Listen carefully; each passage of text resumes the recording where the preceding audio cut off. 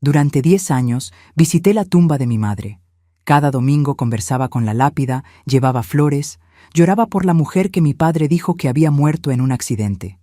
Pero cuando tenía 19 años, escuché golpes que venían de la pared falsa de mi cuarto y una voz débil susurrando mi nombre. «Hola, mis queridos.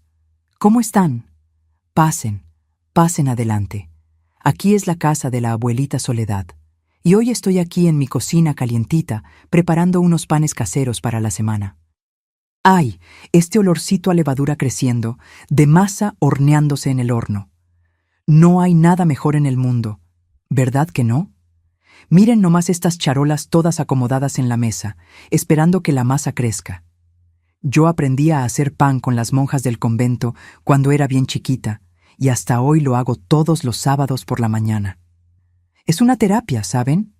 Amasar la masa, sentirla suavecita en las manos, verla crecer despacito, me calma el alma. Pero déjenme presentarme bien para ustedes que me están conociendo ahorita. Mi nombre es Soledad del Carmen Méndez. Tengo 76 añitos cumplidos y vivo aquí en Aguascalientes, Aguascalientes. Nací aquí mismito en esta ciudad y miren, ya pasé por tantas cosas en esta vida que a veces ni creo que sobreviví para contarlo. Pero Dios quiso que me quedara, ¿verdad? Y hoy estoy aquí en esta cocina olorosa, haciendo mis panes, recibiendo la visita de mis nietos todos los fines de semana, viviendo una vida tranquila que jamás imaginé que tendría. Hoy en día, vivo aquí en esta casita sencilla con mi esposo, Bernardo, un hombre bueno que Dios puso en mi camino cuando más lo necesitaba, y recibo la visita de mis 3 hijos y 7 nietos. Mi vida es sencilla. Me levanto tempranito, hago el café, cuido la casa, preparo las comidas y los fines de semana esta cocina se vuelve una fiesta con todos los chamacos corriendo por aquí. Les encanta cuando la abuela está haciendo pan, porque saben que les voy a dar esas rebanadas calientitas con mantequilla derritiéndose encima. Pero antes de continuar, quisiera hacerles un pedido especial a ustedes que me están viendo ahorita. Díganme aquí en los comentarios desde qué rinconcito de México o del mundo me están acompañando. Y cuéntenme también qué hora es allá donde están. ¿Están desayunando, comiendo o ya es tarde y están descansando después de un día de trabajo? Yo siempre leo todos los comentarios, ¿eh? Y me pone tan feliz saber que hay gente de tantos lugares diferentes escuchando las historias de esta abuelita. Entonces cuéntenme, ¿me hacen ese cariñito? Y si les está gustando, denle clic a la campanita allá abajo y suscríbanse al canal Memorias de las Abuelas, porque tengo tantas historias todavía para compartir con ustedes. Saben, mis queridos, hoy quisiera contarles una historia muy difícil de mi vida. Una historia que involucra mentiras, sufrimiento y una verdad tan terrible que cuando la descubrí pensé que me había vuelto loca. Es una historia sobre mi madre, una mujer que amé tanto, que lloré tanto cuando creía que la había perdido, y que Dios permitió que reencontrara de una manera que nadie podría imaginar. Durante muchos años viví creyendo una mentira, y esa mentira casi destruyó no solo mi vida, sino la vida de la persona que más amaba en el mundo. Pero necesito contarles esto, porque tal vez alguien que me está escuchando ahorita necesite oír que incluso de las situaciones más oscuras, incluso de los hoyos más profundos, uno puede salir, uno puede sobrevivir, uno puede encontrar la luz de nuevo. Entonces, agarren su café de olla o su tecito, acomódense por ahí y vengan conmigo en este viaje, porque esta historia comienza allá atrás, cuando yo era solo una niñita de 9 años jugando en el patio de mi casa aquí en Aguascalientes. Yo nací aquí en Aguascalientes mismo, en un día frío de julio de 1949. Mis padres eran Rodolfo Méndez y María del Carmen Silva de Méndez. Él era herrero, trabajaba arreglando herramientas agrícolas en un taller pequeño allá por el centro. Y ella era ama de casa. Cuidaba de mí y de mis 2 hermanos mayores. Mi hermano Arturo tenía 7 años más que yo, y mi hermana Graciela tenía 5 años más. Éramos una familia sencilla, de gente trabajadora, que vivía en una casita de adobe con 3 piezas en los fondos de un terreno grande en la colonia Insurgentes, un barrio obrero aquí de la ciudad. La casa era chiquitita, pero era nuestra. Tenía la sala, que también era el cuarto de mis papás. Ellos dormían en una cama matrimonial pegada a la pared, y del otro lado había un sillón viejito de tela floreada, donde mi papá se sentaba a escuchar el radio por las noches. La cocina estaba separada por una cortina de manta. Tenía una estufa de leña que mi mamá mantenía siempre prendida, una mesa de madera con 4 sillas desiguales y repisas en la pared donde quedaban las ollas de peltre y los botes de provisiones. Yo y mi hermana compartíamos un cuartito muy chiquito con una cama individual. Dormíamos juntitas, yo del lado de la pared y ella del lado de afuera. Y mi hermano Arturo dormía en un colchón en el piso de la sala cuando mis papás se iban a acostar. ¡Mi mamá! ¡Ay, mis queridos! Mi mamá era la persona más dulce que haya existido en este mundo. Era chaparrita, gordita, con la cara redonda y siempre colorada de estar cerca de la estufa. Usaba el pelo castaño oscuro, siempre recogido en un chongo, y tenía unas manitas pequeñas y fuertes que hacían de todo. Cosían, cocinaban, lavaban, tallaban, acariciaban. Ella canturreaba todo el tiempo mientras trabajaba. Canciones antiguas, valses, esas rancheras que pasaban en el radio. Y me llamaba muñequita. Siempre fui su muñequita, muñequita de su mamá. Ese apodo era solo mío. No le decía así a Graciela ni a Arturo. Mi papá era diferente. Rodolfo era un hombre alto, delgado, de hombros anchos por el trabajo pesado en la forja. Tenía las manos enormes, callosas, siempre sucias de grasa y hollín. Era callado, serio, pero no era malo, no, ¿eh? Trabajaba mucho, llegaba a casa cansado, cenaba callado y después se sentaba en el sillón a escuchar las noticias en el radio mientras fumaba un cigarrito de hoja. Los domingos se iba al billar a jugar dominó con los amigos y regresaba en la tarde, medio alegre, con olor a tequila, pero nunca fue de pegarnos ni de hacer pleitos. Era solo un hombre trabajador, de esos que no sabían demostrar cariño, pero que ponían comida en la mesa todos los días. Mi infancia fue sencilla y feliz dentro de nuestras posibilidades. Yo jugaba mucho en el terreno que era grande y lleno de árboles frutales. Había un guayabo, un tejocote y unos naranjos que daban naranjitas dulces en el invierno. Yo y las niñas de la vecindad jugábamos a la comidita debajo del guayabo. Hacíamos comiditas de mentiras con hojitas y piedritas, y yo siempre era la mamá porque me encantaba imitar a mi mamá de verdad, acostando a la muñeca de trapo para que durmiera y cantando bajito las mismas canciones que ella cantaba. Yo estudiaba en la escuela primaria Benito Juárez, que quedaba a 7 cuadras de la casa. Iba y volvía caminando, siempre con mi hermana Graciela cuidándome, porque yo era chiquitita y mi mamá tenía miedo de que me perdiera. En la escuela me encantaba la hora del recreo, cuando podíamos jugar a la rueda en el patio. A la víbora, víbora de la mar, por aquí pueden pasar. Cantábamos hasta marearnos de tanto dar vueltas. Yo no era muy buena con las letras y los números, pero me esforzaba porque mi mamá siempre me decía: «Estudia, muñequita, para que no te quedes burra como tu mamá». Ella había estudiado solo hasta 3er año y soñaba que nosotros fuéramos más lejos. Nuestra rutina era siempre igual. Mi mamá se levantaba antes de que saliera el sol para prender el fuego, hacer el café y preparar el lonche de mi papá. Él salía tempranito a las 6 de la mañana, llevando esa lonchera de aluminio envuelta en un trapo de cocina. Yo me despertaba con el olor del café y de las tortillas con manteca que mi mamá calentaba en el comal. Después del desayuno, yo y Graciela nos íbamos a la escuela, y cuando regresábamos allá por el mediodía, la comida ya estaba lista. Siempre frijoles, arroz, algún guisado cuando había, y ensalada de la huertita que mi papá mantenía en los fondos del terreno. Por la tarde, mientras mi mamá lavaba ropa en el lavadero o cosía ropa por encargo para afuera, yo me quedaba jugando en el terreno o ayudándola a tender la ropa en el tendedero. Era una vida buena, ¿saben? Una vida humilde, pero había amor. Había abrazo de mamá, había comida calientita, había los juegos con las amigas, había la seguridad de saber que mis papás estaban ahí, que yo tenía un lugar en el mundo. Pero cuando yo estaba por cumplir 9 años, en el año de 1958, Las cosas empezaron a cambiar de una manera que jamás podría imaginar. Yo acababa de cumplir años en julio, y era invierno, ese invierno frío y seco que tenemos aquí en el Bajío. Recuerdo que todo estaba normal, la vida siguiendo esa rutina de siempre.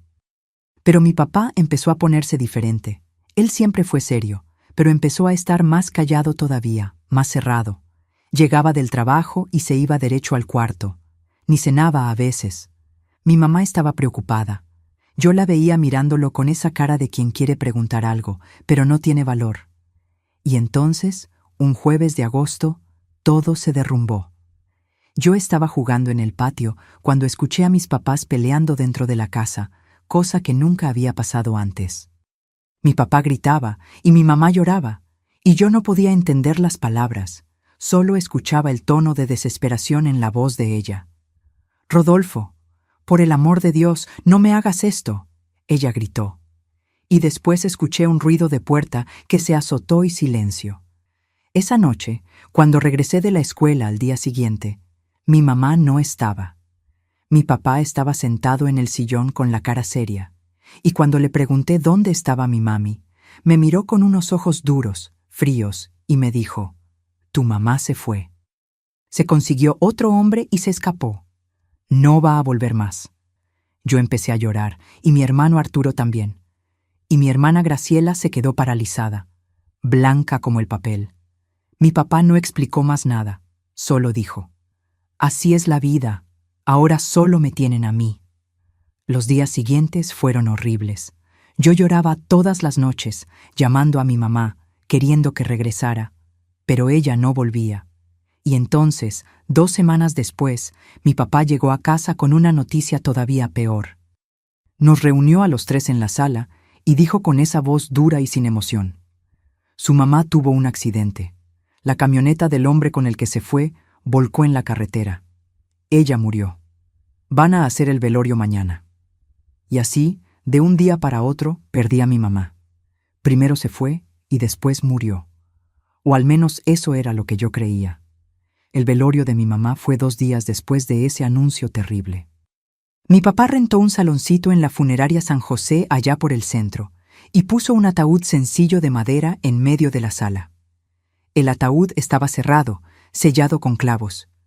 Mi papá dijo que el accidente había sido muy feo, que ella había quedado desfigurada y que era mejor que la recordáramos bonita como era. Yo quise verla. Le supliqué. Grité que quería darle un beso de despedida a mi mamá, pero él fue firme. «No se abre, no sirve que insistas».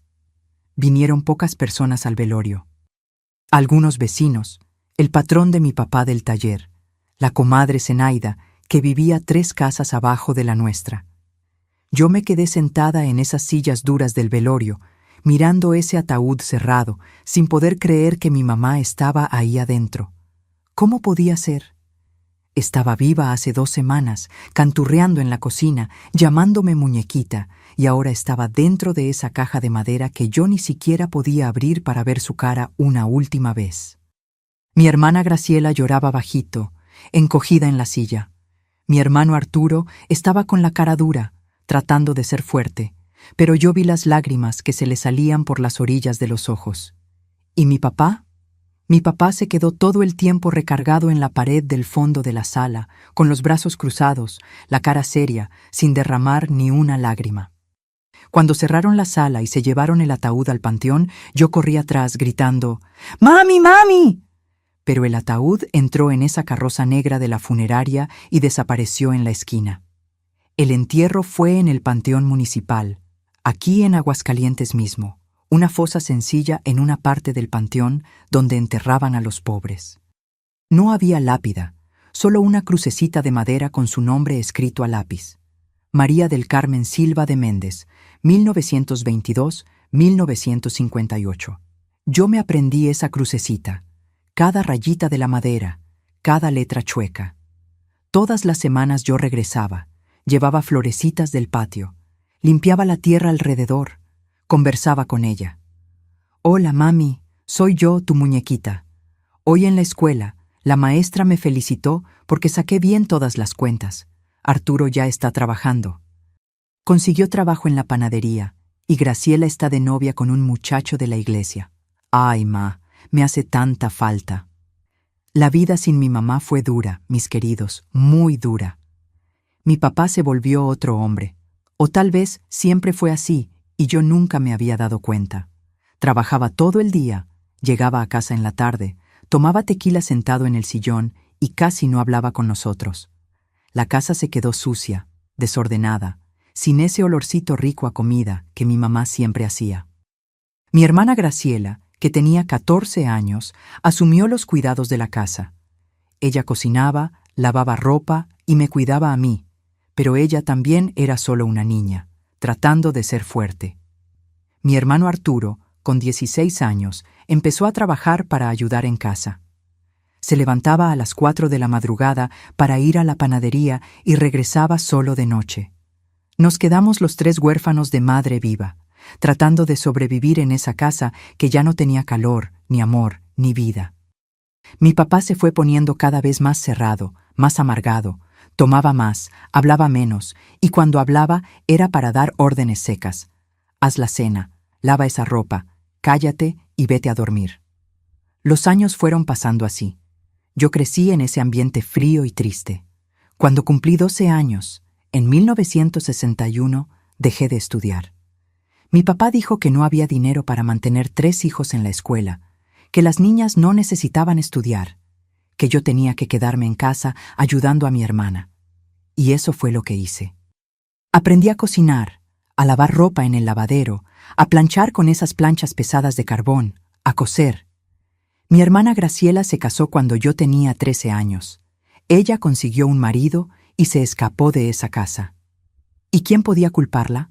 Mi hermano Arturo también salió de casa temprano. Se fue a vivir a una casa de huéspedes cerca de la panadería donde trabajaba. Y yo me quedé sola con mi papá, sola en esa casa fría, cuidando a ese hombre amargado que casi no me volteaba a ver. Él se iba al taller en la mañana, regresaba de noche, cenaba en silencio, tomaba hasta caerse dormido en el sillón. Los fines de semana, se iba al billar, jugaba cartas, tomaba con los amigos y regresaba tambaleándose de madrugada. Yo le tenía miedo cuando estaba borracho. Nunca me pegó, pero la manera en que me miraba era una mirada vacía, espantosa, como si no me reconociera, como si yo fuera una extraña dentro de la propia casa. Yo crecí así, mis queridos, en esa soledad, en esa tristeza. Cada domingo yo seguía yendo al panteón a visitar a mi mamá. Me sentaba al lado de esa crucecita de madera y le contaba todo. Le contaba que papá estaba tomando demasiado, que la casa se estaba cayendo a pedazos, que me sentía tan sola que a veces tenía ganas de acostarme allá a su lado y dormirme para siempre. «Llévame contigo, mami», le susurraba. «Ya no aguanto estar sola aquí». Pero la vida continuaba. Yo fui creciendo, volviéndome señorita. Cuando cumplí 15 años, en 1964, algunas vecinas trataron de llevarme a bailes, de conseguirme novio, pero mi papá no dejaba. «No vas a salir, te quedas en casa cuidando la casa». Me mantenía encerrada como si yo fuera una sirvienta, como si mi única función fuera servirle a él. Y yo obedecía porque tenía miedo, porque no tenía a dónde ir, porque pensaba que ese era mi destino, cuidar a papá hasta que él muriera y después morir yo también sola y olvidada. Cuando yo tenía 18 años, en el invierno de 1967, mi papá llegó a casa una noche con una novedad. Había tomado, pero no estaba borracho. Estaba en ese estado alerta, peligroso, los ojos brillando de una manera extraña. Me llamó a la sala y me dijo: «Soledad, vas a tener que dormir en la sala por un tiempo. Voy a hacer una remodelación en tu cuarto». Yo le pregunté qué remodelación era esa y él respondió seco: «No es de tu incumbencia, solo obedece». Al día siguiente, él cerró con llave la puerta de mi cuarto, que había sido mío y de Graciela cuando éramos niñas, y empezó a trabajar allá adentro. Se escuchaba ruido de martillazos, de sierra, de cosas siendo arrastradas. Trabajaba de noche, después de que regresaba del taller, y los fines de semana. Así estuvo por 3 semanas. Yo dormía en el sillón de la sala, sin entender nada, solo obedeciendo. Y entonces, una mañana de septiembre, él abrió la puerta del cuarto y me mandó entrar. Cuando entré, me llevé un susto. El cuarto se había encogido a la mitad. Donde antes había espacio para la cama y un ropero, ahora solo cabía la cama. Una pared nueva de tablaroca dividía el cuarto por la mitad. La pared era lisa, blanquita, sin puerta, sin ventana, sin nada. Solo una pared. «¿Qué hizo, señor?», pregunté confundida. Mi papá prendió un cigarro, le dio una fumada larga y respondió con esa voz fría que me daba escalofríos. «La tubería se reventó aquí atrás. Está lleno de humedad, moho, bichos muertos. Sellé todo para que no se esparciera la enfermedad». «¿Y qué hay del olor?». Él se acercó a mí, me miró a los ojos con una dureza que nunca le había visto y habló despacio, silabando cada palabra. «Nunca, nunca jamás te acerques a esa pared. No toques, no rasques, no pongas ni la punta del dedo. Está lleno de veneno para ratas allá atrás y hay bichos muertos pudriéndose. Si tocas, te vas a enfermar». «¿Entendiste?». Yo moví la cabeza que sí, con el corazón latiéndome disparado. Había algo malo ahí, yo lo sabía. Pero yo tenía 18 años, era miedosa, sumisa, y le creí. Le creí a ese hombre que era mi papá, que me crió, que debería protegerme. ¿Cómo podía imaginar que la verdad era 1000 veces peor que cualquier mentira que mi cabeza pudiera inventar? En los meses siguientes, la vida continuó en esa rutina extraña. Yo dormía en ese cuarto encogido, con la pared falsa ahí, siempre presente, siempre recordándome la advertencia de mi papá. Pero había algo que me molestaba, un olor dulce, químico, que venía de atrás de esa pared. No era olor a rata muerta, era olor a medicina, a éter, de esos productos de hospital. Yo le mencioné eso a mi papá una vez y él explotó. «Tú no entiendes nada. Es el veneno. El veneno para ratas tiene ese olor. Deja de andar de metiche y ocúpate de tus cosas». Y así fue como empezó el verdadero infierno de mi vida. Un infierno que yo ni sabía que existía, escondido a pocos metros de mí, separado solo por una delgada pared de tablaroca. Los meses fueron pasando después de que se levantó la pared, y la vida en esa casa se fue poniendo cada vez más extraña, más pesada, más sofocante. Mi papá cambió completamente. Antes era solo un hombre frío y distante, pero después de esa remodelación se volvió un ser paranoico, siempre alerta, siempre vigilando todo lo que yo hacía, especialmente cuando estaba en mi cuarto. Empezó a cerrar con llave la puerta de su cuarto, cosa que nunca había hecho antes. Y lo más extraño, su cuarto quedaba exactamente del otro lado de esa pared falsa que había construido en el mío. Era como si los dos cuartos se encontraran ahí, divididos apenas por esa tablaroca delgada. Y hay más. Él pasaba horas y horas encerrado allá adentro. Yo lo escuchaba moviendo cosas, arrastrando muebles, y a veces escuchaba un ruido de agua corriendo, como si estuviera lavando algo. Una noche, ya debían ser como las 2 de la madrugada, me desperté con un ruido extraño, un ruido que venía de dentro de la pared. Al principio pensé que era rata de verdad, como mi papá había dicho, pero no era correteo de bicho. Era un arrastrar lento, débil, como si alguien estuviera pasando las uñas por la tablaroca. Raspar, pausar, raspar otra vez. Mi corazón empezó a latir tan fuerte que escuchaba la sangre pulsando en mis oídos. Me quedé paralizada en la cama, mirando esa pared blanca en la oscuridad, tratando de entender qué era aquello. El sonido continuó por unos 5 minutos y después paró. Silencio total. Pensé que lo había imaginado, pero la noche siguiente volvió a pasar. Y la otra, y la otra. Siempre de madrugada, siempre ese sonido de uñas raspando la tablaroca despacio, débil, desesperado. Y entonces, una de esas noches, escuché algo que me heló de pánico. Una voz débil, ronca, casi inaudible, como si viniera de muy lejos. Una voz de mujer susurrando: «Soledadcita, muñequita». Me senté en la cama de un brinco con el corazón disparado. Esa voz, esa manera de hablar. Muñequita. Nadie me llamaba muñequita. Nadie excepto... No podía ser. Mi mamá estaba muerta. Yo había ido a su velorio, había visto el ataúd, había visitado su tumba cada domingo por años. Ella estaba muerta y enterrada. Era imposible.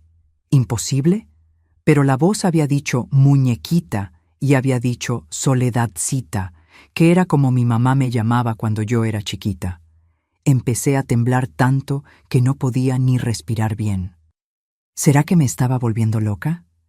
¿Será que era la soledad, la tristeza, la falta que mi mamá me hacía, que me estaba haciendo escuchar cosas? Recé bajito. Le pedí a Dios que me quitara eso de la cabeza y terminé durmiéndome de puro cansancio casi al amanecer. Al día siguiente, me levanté con la cabeza pesada, los ojos hinchados de tanto llorar durante la noche. Hice el café de mi papá en silencio, lo puse en la mesa, y cuando él apareció, yo me llené de valor y le pregunté, «Papá, ¿no escucha ruidos extraños en la noche que vienen de la pared?» Su reacción fue espantosa. Él azotó la taza de café en la mesa con tanta fuerza que el líquido se salpicó para todos lados. Se levantó de la silla de un brinco, vino hacia mí y me agarró del brazo con esos dedos fuertes de herrero, apretando hasta que me dolió. «¿Qué ruido? ¿Qué pared? Andas de metiche donde no debes, muchacha». Me sacudió y vi fuego en sus ojos. «¿No te dije que no tocaras esa pared? ¿No te dije que hay veneno? ¿Hay bichos muertos? ¿Quieres enfermarte? ¿Quieres morir?» «No, papá, no toqué nada, solo escuché unos ruidos, se lo juro».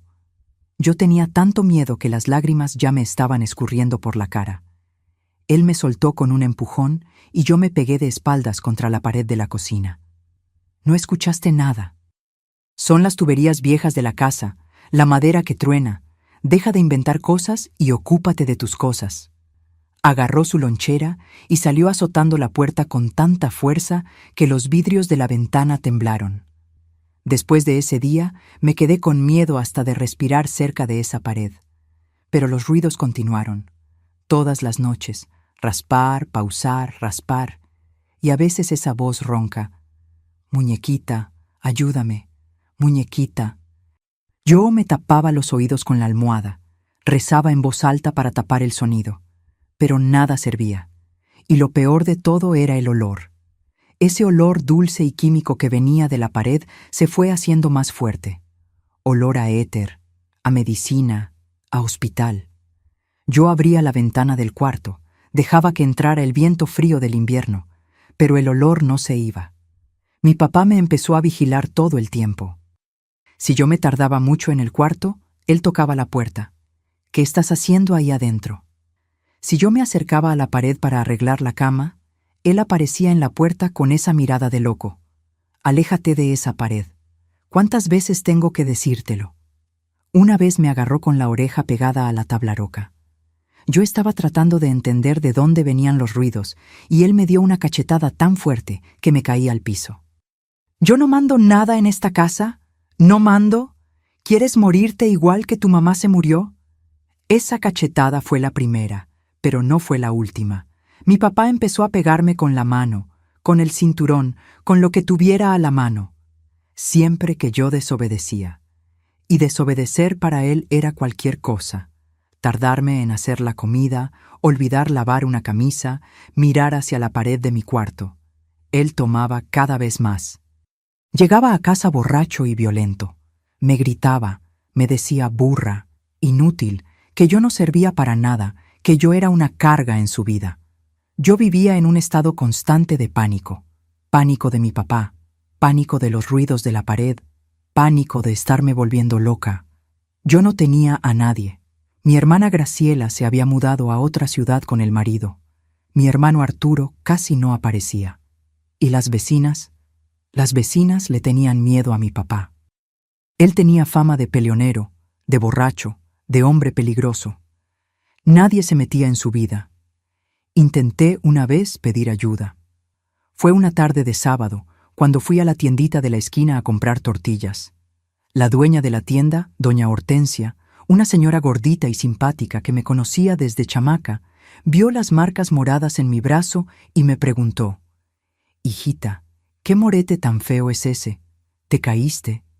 Yo casi le conté. Las palabras estaban en la punta de la lengua. Mi papá me pegó y hay algo extraño en mi casa, algo en la pared de mi cuarto. Escucho voces, escucho raspar y mi papá se pone loco si me acerco. Pero antes de que hablara, miré por el aparador de la tienda y vi a mi papá parado en la banqueta del otro lado de la calle, mirándome fijo. Me estaba vigilando. Yo me tragué las palabras, le sonreí a doña Hortensia y le dije: «Ah, no fue nada, doña Hortensia». Me pegué sin querer en la orilla de la puerta. Agarré las tortillas y salí. Cuando pasé junto a mi papá en la calle, él no dijo nada. Solo me siguió hasta la casa. Entró detrás de mí, cerró la puerta con llave y me dio una golpiza tan fuerte que me quedé 3 días sin poder levantarme bien de la cama. «Fuiste a abrirle el hocico a la vecina, víbora. ¿Crees que me vas a entregar? ¿Crees que te van a creer? Una muchacha loca que escucha voces en las paredes». Se reía mientras me pegaba. Se reía como si eso fuera chistoso. «Nadie te va a creer. Nadie. No eres nada. No vales nada». Y tenía razón. Yo no era nada.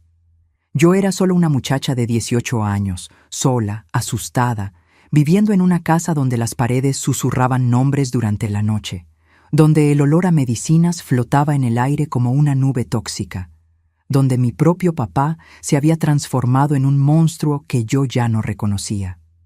Yo pasaba los días haciendo los trabajos de la casa como un robot, sin pensar, sin sentir.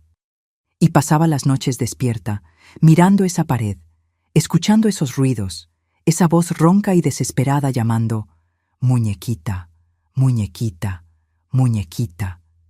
Y me preguntaba si algún día tendría el valor de descubrir qué estaba escondido ahí, o si me iba a morir en esa casa loca y sola, sin saber nunca la verdad. Pero la verdad, mis queridos, tiene una manera de salir a la luz. Siempre la tiene.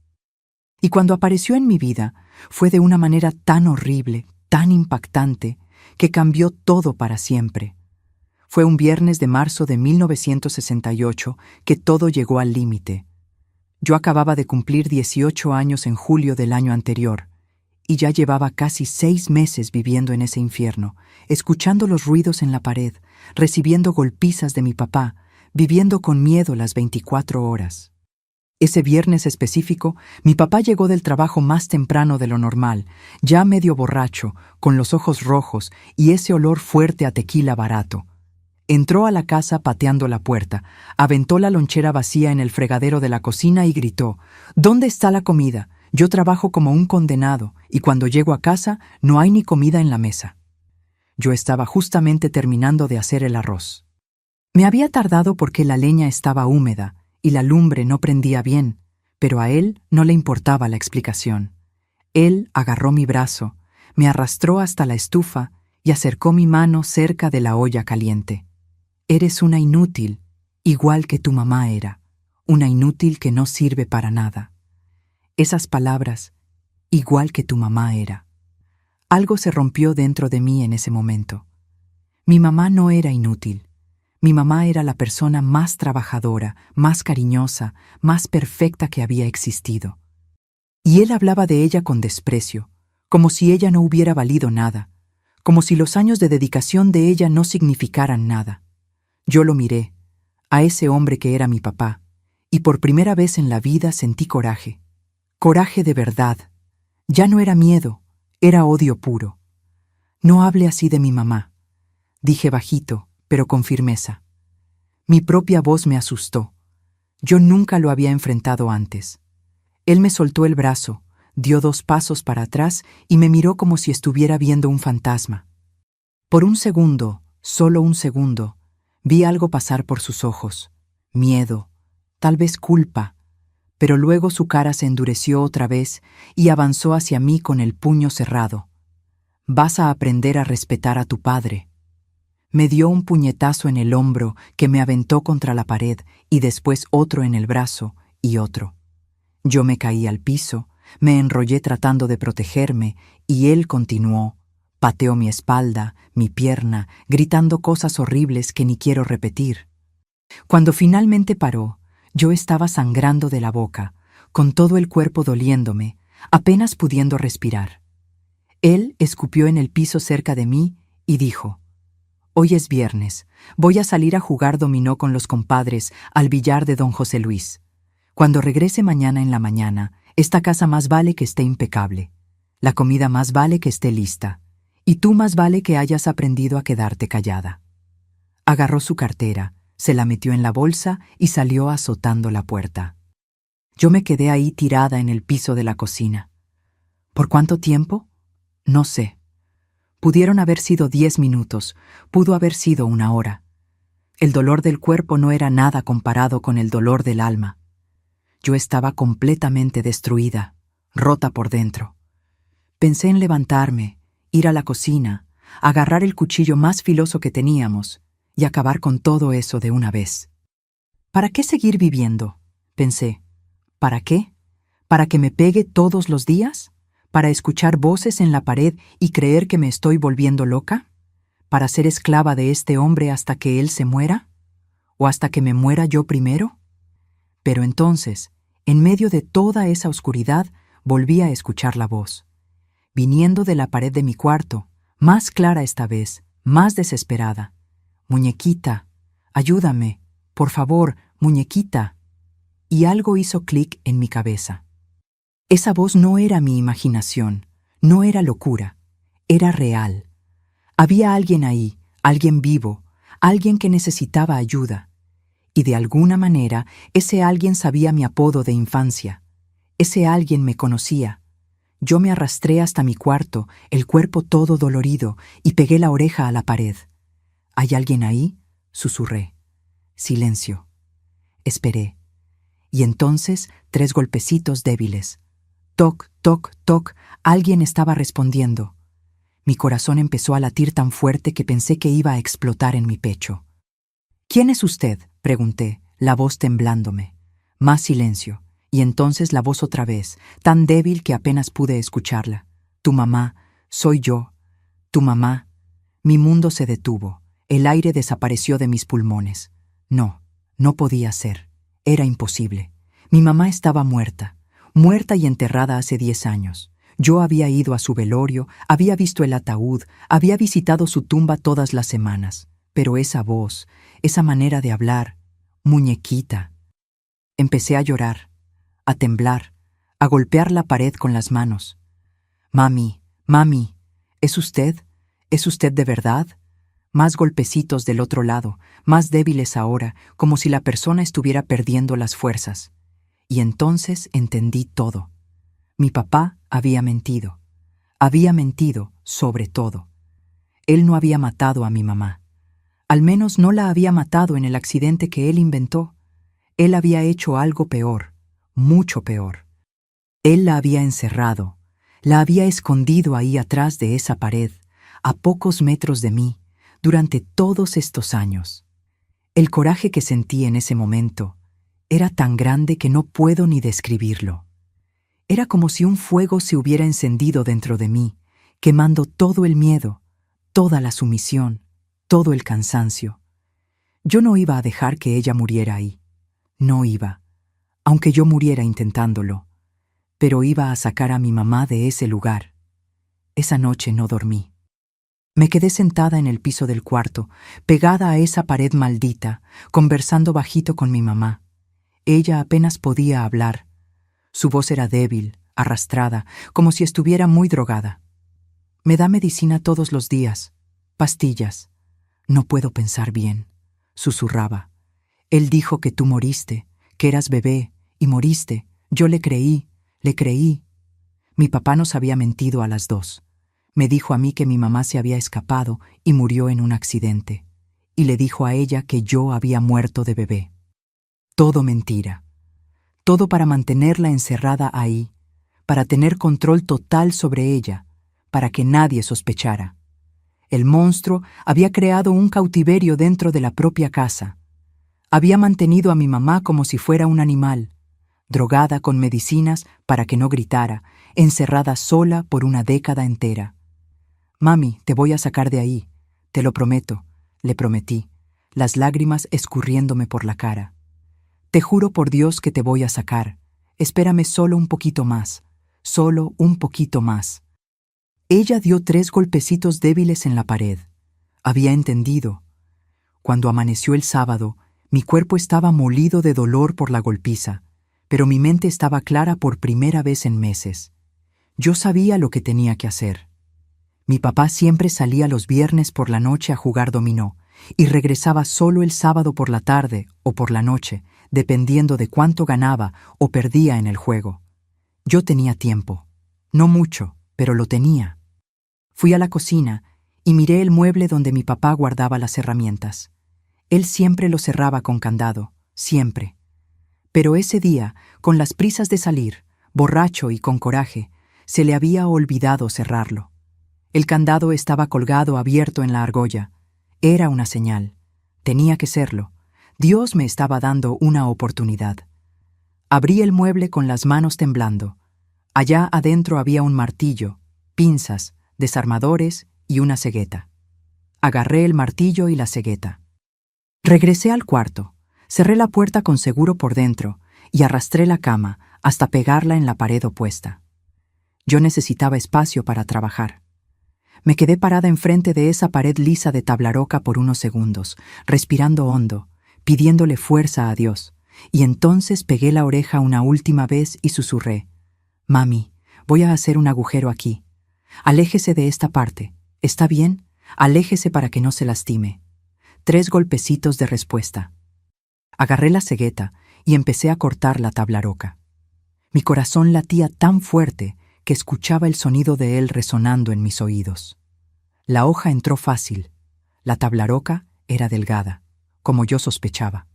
Empecé a hacer un cuadrado, cortando despacio para no hacer mucho ruido, aunque sabía que no había nadie en casa además de mí y de ella. Cuando terminé de cortar los 4 lados, agarré el martillo y empecé a golpear despacito las orillas. El pedazo de tablaroca empezó a ceder. Unos golpes más y se soltó, cayendo para dentro del espacio oscuro. Yo había abierto un agujero del tamaño de mi mano. Agarré la lámpara vieja que yo usaba cuando se iba la luz, la prendí y apunté para adentro. Lo que vi en ese agujero me hizo caer de rodillas. No era tubería. No había ratas muertas, no había humedad. Era un cuartito, pequeño, estrecho, oscuro, un colchón viejo y sucio en el piso. Y encadenada del tobillo, con una cadena amarrada a una argolla soldada en la pared, estaba una mujer. Ella estaba tan flaca que se le veían los huesos por debajo de la piel. El pelo, que debió haber sido castaño algún día, estaba todo blanco y despeinado, colgando por los hombros como paja seca. La piel estaba pálida, casi transparente, llena de heridas. Usaba un camisón viejo, mugroso, roto, y alrededor de ella, tirados por el piso, había decenas de frascos de medicinas, sedantes, calmantes. Él la mantenía drogada todo el tiempo para que no gritara, para que nadie descubriera. Cuando la luz de la lámpara iluminó su cara, ella levantó una de las manos para protegerse los ojos. No veía luz desde hace tanto tiempo que le dolía, y entonces me miró. Y aunque destruida, aunque irreconocible, aunque transformada en una sombra de lo que había sido, yo reconocí esos ojos. Eran los ojos de mi mamá. La mamá que yo creía que estaba muerta hace 10 años. La mamá que yo visitaba en el panteón cada domingo. La mamá que lloré, que extrañé, que amé todos los días de mi vida. «Mami», susurré, las lágrimas cayendo sin control. «Mami, soy yo. Soy Soledad, su muñequita. Estoy aquí. La voy a sacar de aquí». Ella estiró la mano temblorosa hacia el agujero, tratando de alcanzarme, y susurró con la voz más rota que he escuchado en la vida: mi muñequita, estás viva, estás viva». Y en ese momento, mis queridos, supe que ya no había vuelta atrás. Iba a destruir esa pared, iba a cargar a mi mamá en los brazos, iba a llevarla lejos de ese infierno. Aunque me costara la vida, la iba a salvar. porque ella había esperado por mí durante 10 años, encerrada en ese hueco oscuro, drogada, sola. Ella había esperado. Y ahora yo la había encontrado. Y nada, absolutamente nada en este mundo, me iba a impedir liberarla. Yo no pensé 2 veces. Agarré el martillo con las 2 manos y empecé a golpear esa pared con toda la fuerza que tenía. Ya no importaba el ruido, ya no importaba nada. Mi mamá estaba ahí viva, y yo la iba a sacar de ese infierno, aunque fuera lo último que hiciera en la vida. La tabla roca empezó a ceder, pedazos cayendo para dentro del cuartito oscuro. Yo golpeaba, golpeaba, golpeaba. Las lágrimas escurriendo, el corazón latiéndome en el pecho como un tambor de guerra. «Mami, aléjese de ahí, aléjese para que no le caiga un pedazo», grité, y seguí destruyendo esa pared maldita. Me tardé unos 15 minutos hasta abrir un agujero lo suficientemente grande para que yo pasara. Cuando terminé, estaba sudada, con las manos temblándome, el cuerpo todo adolorido por la golpiza, pero no sentía nada. Solo sentía una urgencia desesperada de entrar ahí y agarrar a mi mamá. Aventé la lámpara para adentro primero para iluminar.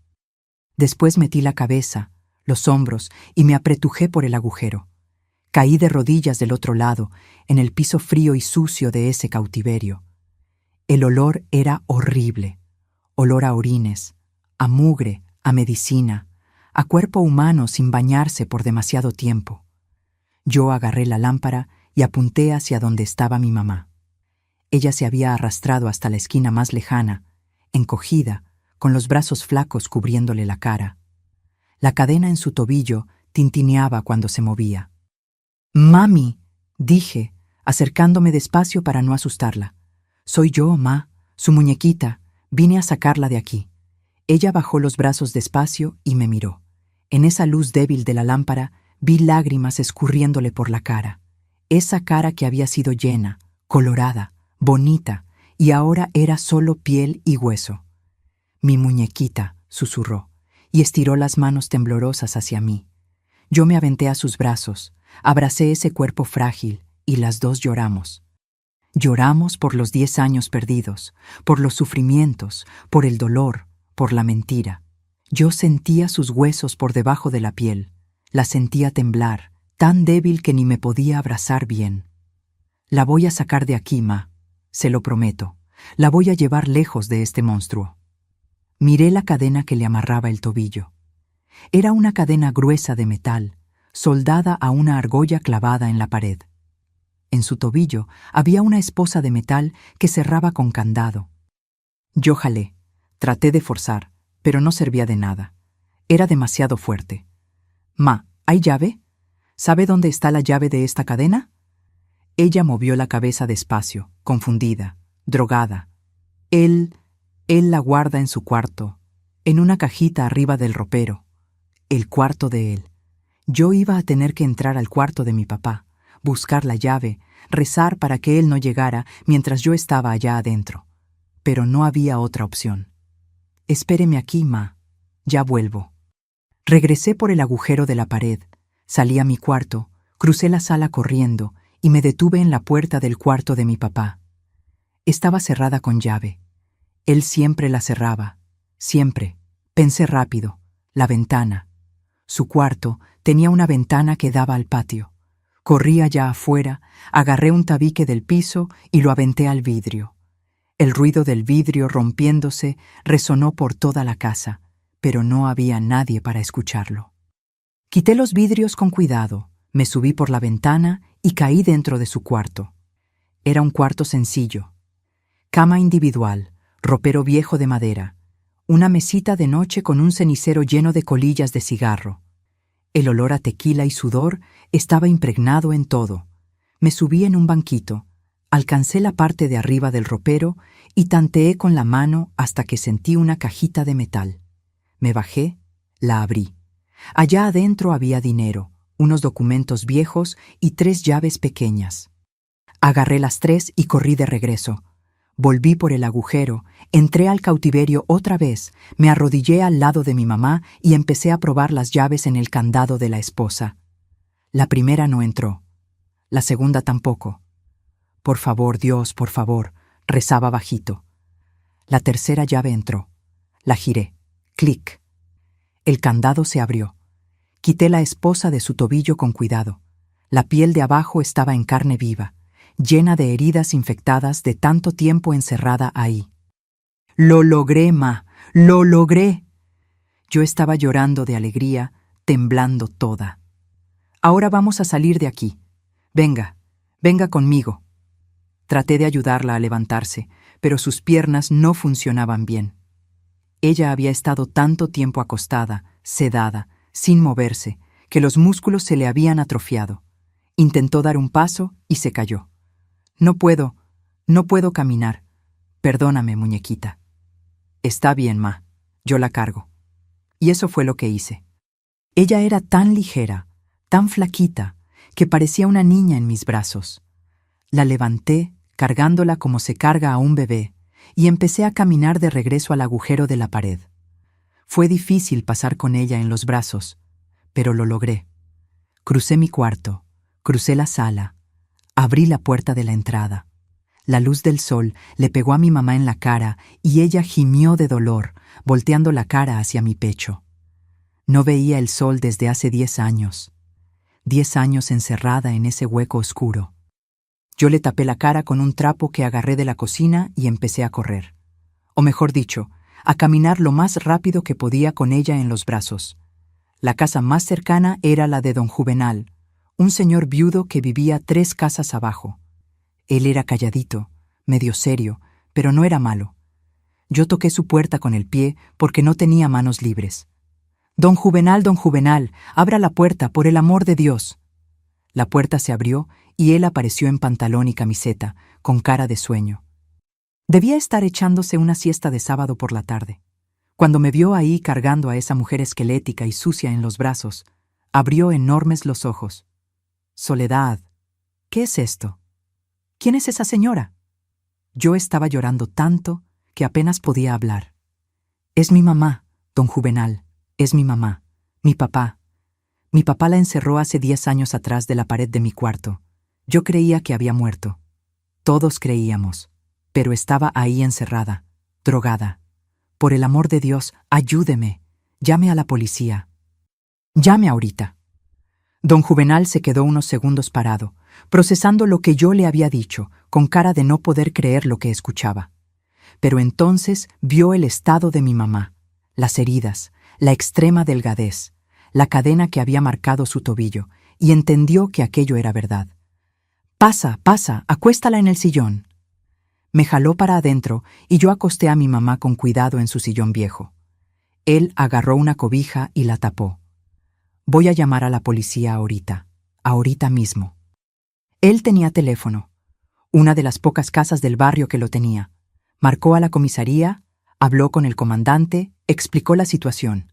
Mientras tanto, yo me quedé arrodillada al lado del sillón, agarrando la mano de mi mamá, acariciándole el pelo blanco, susurrándole: Se acabó, ma, se acabó, está libre, está a salvo, estoy aquí. La policía llegó en menos de 20 minutos. 2 patrullas, 4 policías. El comandante en persona vino, un hombre alto que se llamaba Ignacio Tavares. Entraron a la casa de don Juvenal, vieron a mi mamá en el sillón, vieron el estado de ella y se quedaron impactados.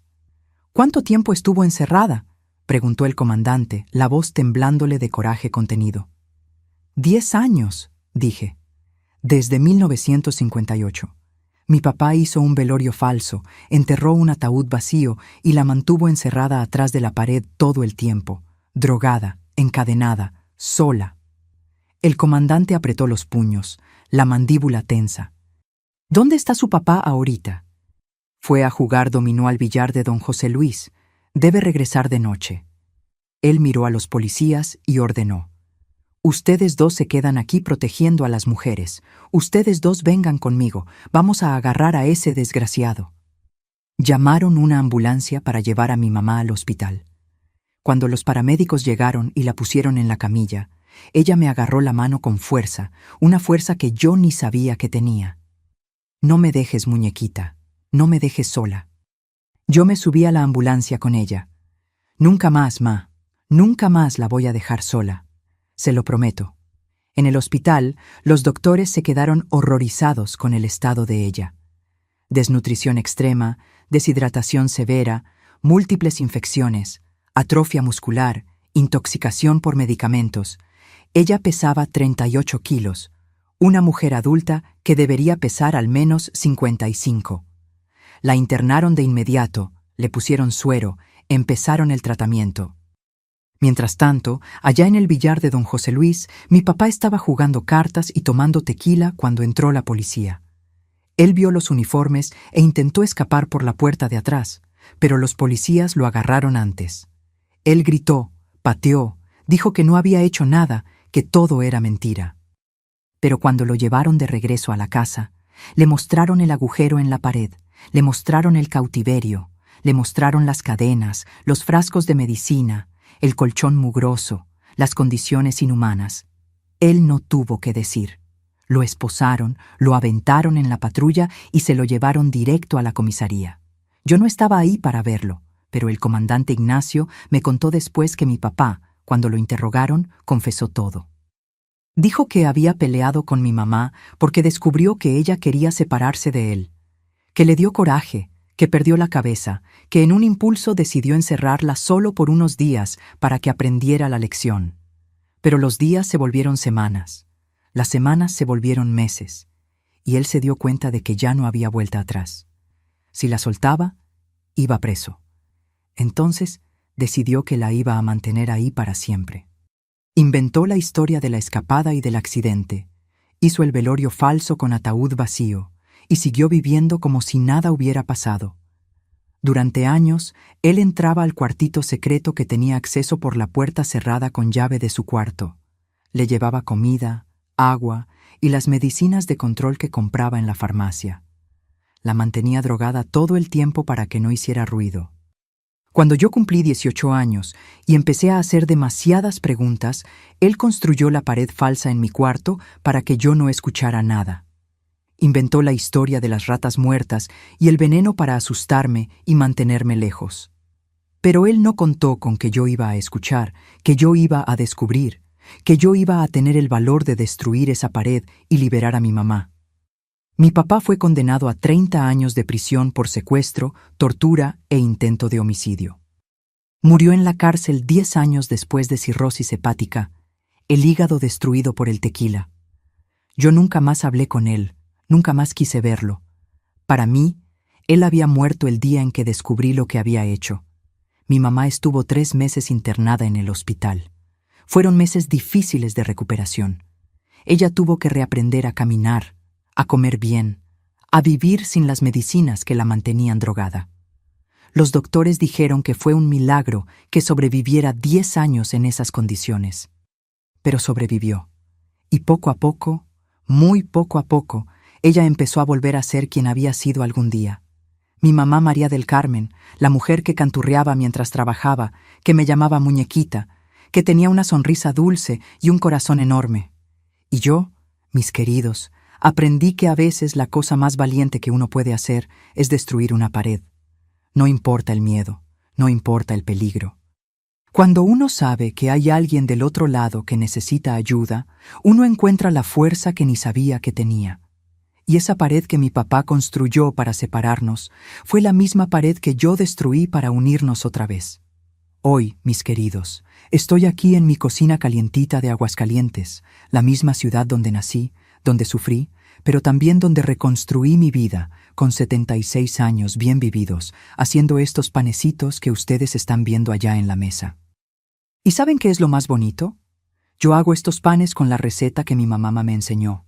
Sí, mi mamá. Porque después de ese día horrible de marzo de 1968, tuvimos la oportunidad de vivir juntas otra vez, de recuperar el tiempo perdido, de ser mamá e hija de verdad. Mi mamá estuvo 3 meses en el hospital, como les conté, pero después de que le dieron de alta, se vino a vivir conmigo. Rentamos una casita pequeña aquí en la colonia Morelos, bien lejos de esa casa maldita de la colonia Insurgentes. Esa casa fue demolida años después, y gracias a Dios, porque yo no aguantaba ni pasar cerca. Nos fuimos a vivir solo nosotras dos, empezando la vida de cero.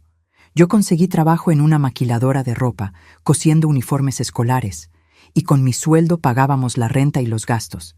Era apretado, pero era nuestro, era libre, era con amor. Mi mamá se tardó casi 2 años en recuperarse completamente. Tuvo que hacer fisioterapia para volver a caminar bien. Tuvo que engordar poquito a poco para no forzar el cuerpo. Tuvo que hacer terapia psicológica por los traumas.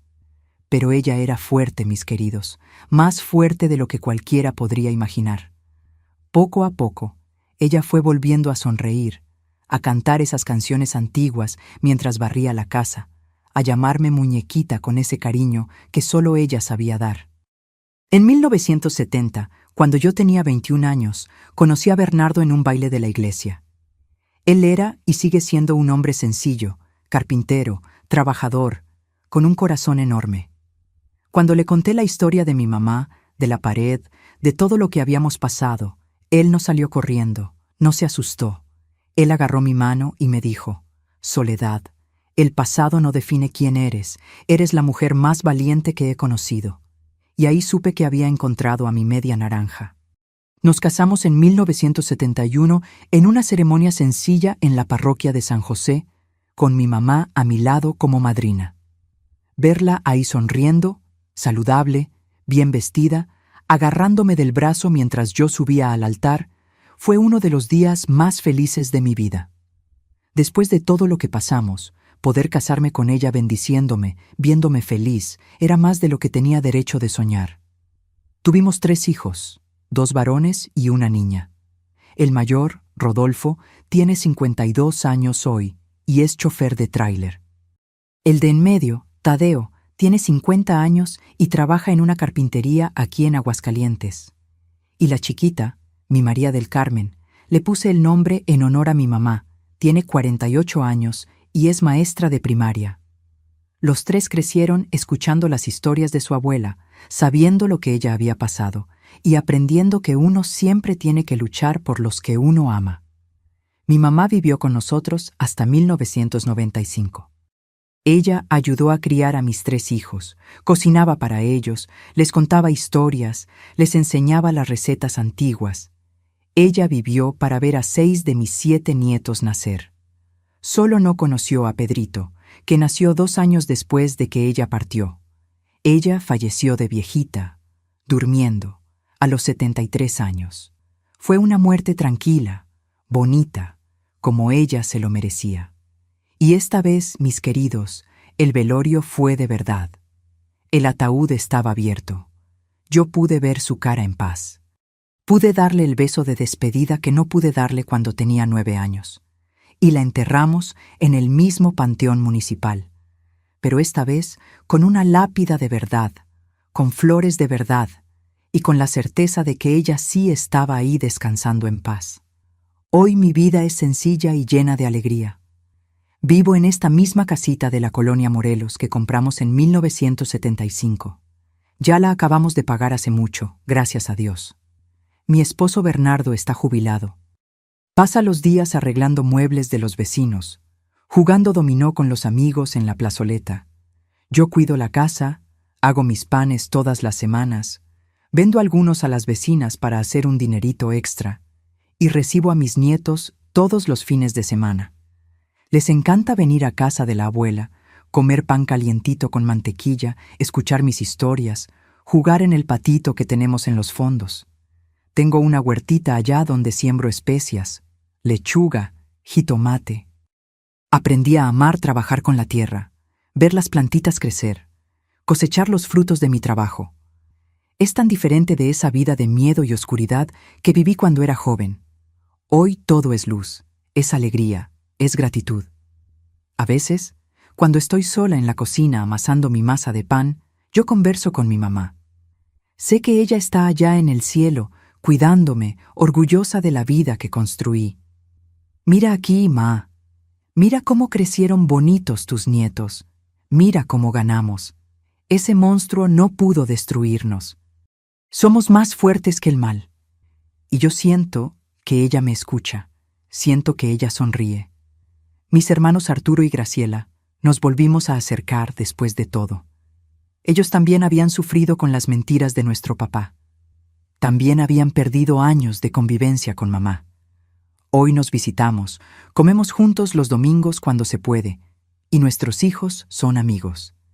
La familia que se rompió fue reconstruida con mucho esfuerzo, mucho perdón, mucho amor.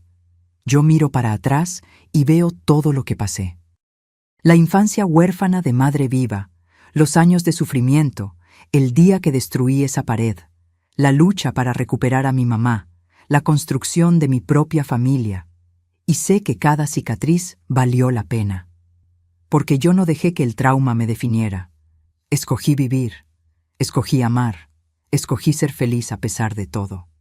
Y hoy, aquí en mi cocina olorosa, con mis panes creciendo en el horno, esperando que lleguen mis nietos para la comida del domingo, yo sé que la victoria es mía, es nuestra, mía y de mi mamá. Porque sobrevivimos, y más que eso, vivimos. Mis queridos, si ustedes me están escuchando ahorita y algo dentro de ustedes les está diciendo que hay algo malo en su casa, en la casa del vecino, en la casa de alguien que conocen, confíen en ese sentimiento, confíen. Yo pasé meses escuchando ruidos, escuchando voces, sintiendo que algo estaba muy mal. Y todos, incluyendo mi propio papá, me decían que estaba loca, que estaba inventando cosas, que estaba imaginando. Pero no estaba. Y tal vez ustedes tampoco estén imaginando. Si alguien les prohíbe entrar a algún cuarto de la casa con explicaciones que no tienen sentido, si escuchan sonidos extraños que no concuerdan con la explicación que les dieron, si hay olores que no son lo que deberían ser, si alguien se pone demasiado nervioso cuando ustedes se acercan a determinado lugar, pongan atención, no lo ignoren. Porque a veces del otro lado de esa pared, de esa puerta cerrada con llave, de ese sótano que está prohibido, hay alguien que los necesita, alguien esperando que ustedes sean lo suficientemente valientes para investigar. Yo aprendí que la valentía no es no tener miedo. Valentía es tener miedo y actuar de todas formas. Yo estaba aterrada cuando agarré ese martillo y empecé a golpear esa pared. Sabía que si mi papá llegaba en ese momento, podía matarme. Pero también sabía que si no hacía nada, mi mamá iba a morir ahí sola, drogada, encadenada. Y yo no podía dejar que eso pasara. A veces uno necesita destruir paredes, mis queridos. Paredes de verdad como yo destruí, pero también paredes de miedo, de silencio, de vergüenza, de no querer meterse, porque hay mucha gente encerrada en la oscuridad, esperando que alguien tenga el valor de tirar esas paredes y traer la luz. Si ustedes están encerrados, literal o metafóricamente, en cualquier tipo de situación donde alguien los controla, los aísla, los hace creer que no tienen salida, sepan que siempre, siempre hay una salida. Mi mamá pasó 10 años creyendo que yo estaba muerta, que ella nunca más iba a salir de ahí, que iba a morir en ese hueco oscuro, pero no murió, porque un día, cuando menos lo esperaba, escuchó un ruido diferente, una voz llamándola, una luz entrando, y todo cambió. Nunca se rindan. Nunca dejen de golpear esa pared, de gritar pidiendo ayuda, de creer que alguien los va a escuchar. Y si ustedes son la persona del otro lado, la que puede escuchar, la que puede actuar, no tengan miedo. Busquen ayuda. Llamen a las autoridades de su país. Hablen con vecinos, con familia, con quien sea necesario. Sean la persona que destruye la pared y trae la libertad de regreso. Yo miro para atrás y sé que cada segundo de miedo que pasé valió la pena, porque salvé a mi mamá. Y si ustedes están pasando por algo parecido, si tienen miedo, si tienen duda de si deben o no actuar, yo les digo, actúen, sean valientes, tiren esa pared, porque del otro lado puede estar alguien que pasó años enteros esperando por ustedes. Y ahora, mis amados que vieron hasta aquí, necesito de ustedes. Si esta historia tocó su corazón, si entienden la importancia de prestar atención a las señales alrededor, quiero que hagan 3 cosas. Ahorita, no esperen ni un minuto más. Primero, suscríbanse a este canal Memorias de las Abuelas y activen la campanita para recibir todas las notificaciones. ¿Por qué? porque cada historia que cuento aquí puede salvar una vida, puede abrirle los ojos a alguien que está viviendo algo parecido. Segundo, escriban aquí en los comentarios una sola palabra. Escriban pared si entendieron el mensaje, si prometen prestar atención a las señales alrededor, si prometen ser la persona que tira paredes cuando sea necesario. Quiero ver estos comentarios llenos de esa palabra. Quiero sentir que estamos creando una cadena de gente valiente, de gente que no cierra los ojos al sufrimiento de los demás. Y tercero, compartan este video. Compártanlo con esa persona que creen que necesita escuchar esto. Puede ser una amiga, una prima, una vecina, porque entre más gente sepa que hay salida, que hay esperanza, que hay gente dispuesta a ayudar, menos víctimas van a quedar encerradas en la oscuridad. Háganlo ahorita, mijos, mijas. No lo dejen para después. Ahorita.